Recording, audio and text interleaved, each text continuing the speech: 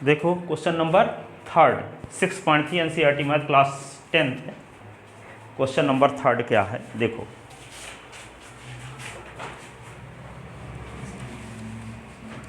लिख ले सब कोई।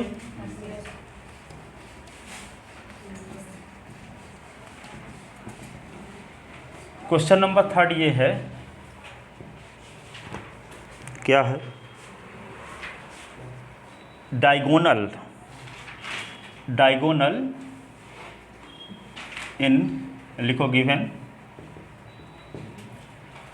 Diagonal AC and BD of trapezium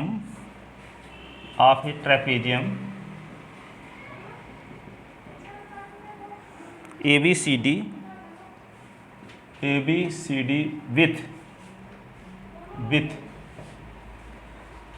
AD parallel to AB parallel to DC intersect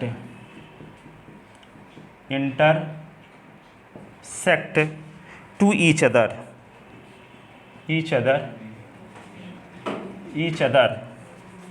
at O।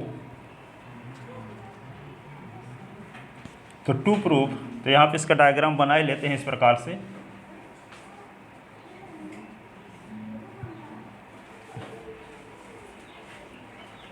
ABCD ये AC diagonal और BD diagonal एक दूसरे को O पर काटते हैं, ठीक है। आइए आपको पता है कि AB पैरेलल है किसके, DC के, ठीक है। यदि ट्रेपेजियम है तो निश्चित रूप से उसकी दो साइड क्या होंगी, पैरेलल होंगी। तो कौन क्वेश्चन में दिया है कि AB पैरेलल है किसके, DC के। आप लोग 9th क्लास में ये पढ़े थे कि जब दो पैरेलल लाइन को कोई ट्रांसवर्सल लाइन काटती है तो अल्टरनेट इंटीरियर एंगल इक्वल होते हैं। ये अल्टरनेट इंटीरियर एंगल हैं। और जब दो पैरेलल लाइन को कोई ट्रांसवर्सल लाइन काटती है तो ये एंगल इस एंगल के करेस्पॉन्डिंग एंगल हुआ, ये एंगल इस एंगल के करेस्पॉन्डिंग एंगल हुआ, ये एंगल इस एंगल के करेस्पॉन्डिंग एंगल हुआ, ये एंगल इस एंगल के करेस्पॉन्डिंग एंगल हुआ। तो करेस्पॉन्डिंग एंगल इक्वल होते हैं, ठीक है। तो यहाँ पे ये अल्टरनेट इंटीरियर एंगल इक्वल होंगे, ये एंगल इस एंगल के इक्वल और ये एंगल इस एंगल के इक्वल, ये अल्टरनेट कहलाते हैं, ठीक है। अब यहाँ सुनो, इसमें AB पैरेलल है किसके, DC के, तो ये एंगल इस एंगल के इक्वल अल्टरनेट इंटीरियर एंगल है। समझ में आई बात। ये पैरेलल है इसके, तो ये एंगल इस एंगल के इक्वल अल्टरनेट इंटीरियर एंगल है। अब ये पैरेलल है इसके और ट्रांसवर्सल लाइन, यानी पैरेलल लाइन को काटने वाली लाइन को ट्रांसवर्सल लाइन कहते हैं। तो यहाँ पे देखो ये पैरेलल लाइन है ये इसके, अब इस पैरेलल लाइन को ये लाइन भी काट रही है ये, तो ये एंगल किसके इक्वल हुआ, इस एंगल के, अल्टरनेट इंटीरियर एंगल। तो यहाँ पे ये एंगल इस एंगल के इक्वल है और ये एंगल इस एंगल के इक्वल है, ठीक है। और ये एंगल वर्टिकली अपोजिट एंगल है, ये एंगल इस एंगल के इक्वल। तो हम देखते क्या है कि इस ट्रायंगल के तीनों करेस्पॉन्डिंग एंगल इक्वल हुए, ठीक है। ये एंगल इसके इक्वल हुआ, ये एंगल इसके इक्वल हुआ, ये एंगल इसके इक्वल हुआ। तो एंगल क्राइटेरियन ऑफ सिमिलरिटी से ये ट्रायंगल इस ट्रायंगल के सिमिलर हो गया, तीनों करेस्पॉन्डिंग एंगल इक्वल हुए। तो और जब ये ट्रायंगल इसके सिमिलर हो गया तो करेस्पॉन्डिंग साइड प्रोपोर्शनल होगी। तो पता कैसे लगाया कि जाए कौन सी किसके करेस्पॉन्डिंग साइड होगी। तो यहाँ पे देखो ये एंगल इस एंगल के इक्वल है, तो इस एंगल की अपोजिट साइड OB की करेस्पॉन्डिंग एंगल इस एंगल की अपोजिट साइड OB है, तो इस एंगल की अपोजिट साइड OD है ना। तो इसका मतलब क्या होगा, OB upon OD।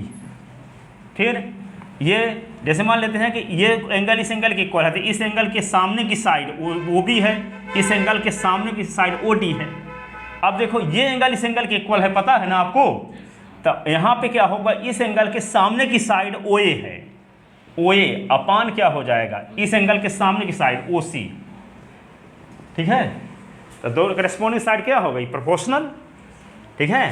OB upon OD is equal to OA upon OC। तो आपको प्रूफ वैसे करना क्या है, यहाँ पे प्रूफ ये करना है O A upon O D, O A upon O C is equal to O B upon O D, ये प्रूफ करना है। O B upon O D, O A upon O C, proof तो हो गया, ठीक है, प्रूफ हो गया।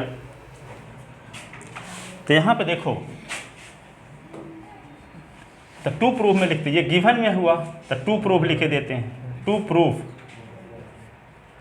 ओ A upon O C is equal to O B upon O D. Proof, proof में क्या लिखेंगे, since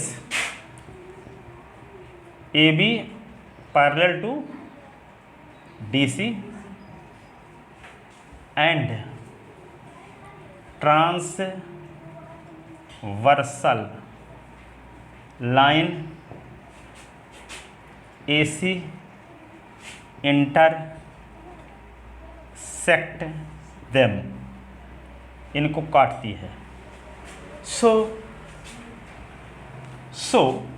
angle 1 is equal to angle 2, angle 1 is equal to angle 2, ठीक है। Similarly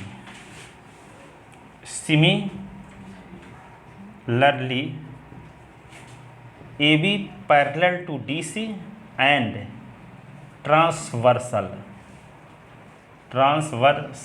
line B D intersect them, so angle 3 is equal to angle 4, angle 3 is equal to angle 4, angle 1 is equal to angle 2, angle 3 is equal to angle 4, ठीक है। अब यहाँ पे देखते हैं, इसका नाम इक्वेशन फर्स्ट रख लो, इसका नाम इक्वेशन सेकंड रख लो, ठीक है। अब क्या करते हैं, in triangle O A B and O C D, इन ट्रायंगल से O A B and O C D, O C D, O A B and O C D.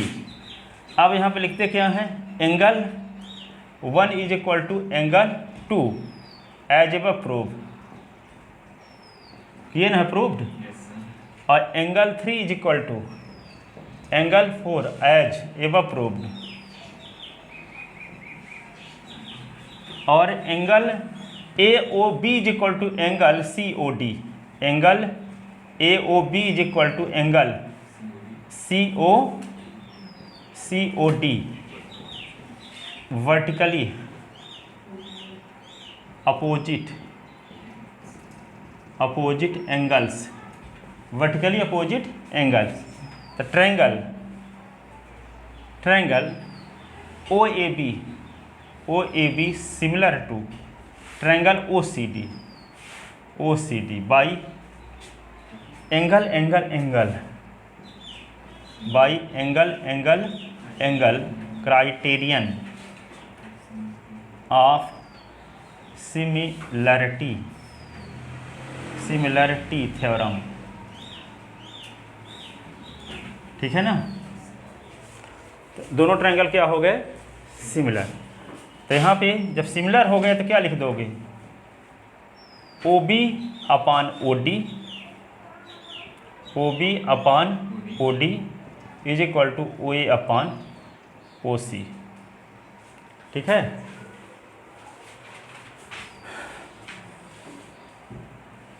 Ratio of corresponding sides of two similar triangle are equal, ratio of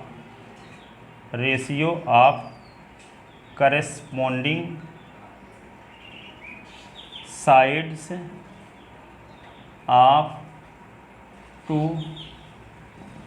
similar triangle are equal, ratio of corresponding sides of two similar triangles are equal, ठीक है ना।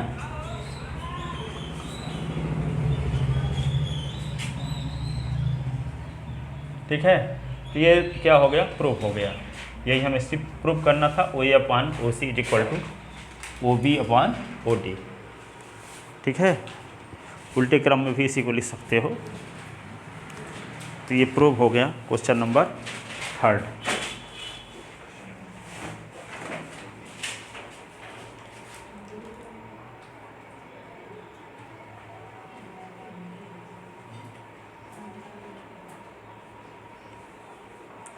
लिखे।